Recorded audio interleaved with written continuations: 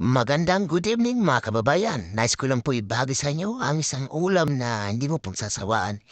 Ito po ay katumbas sa isang sinaing na tulingan, subalit ito po ay niluto ko lang po sa pressure cooker.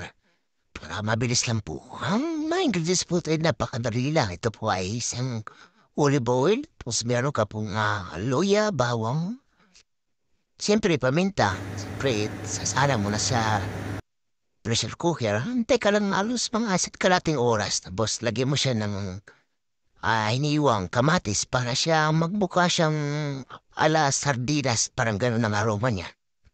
Siyempre, tinatambayan natin bago tsitsikin natin kung baka mamaya ay masubran sa apoy, baka masunog. Pero ito po ay okay naman siya. Mukha naman siyang masarap. Sabi nga ng kapitbahay ko ay sulb na sulb sa dyan sa ulam na yan. Kahit dalawang kalderong karin, kaya niya mabusit basta ito ang uulamin niya. Yung mga kababayan, subukan nyo.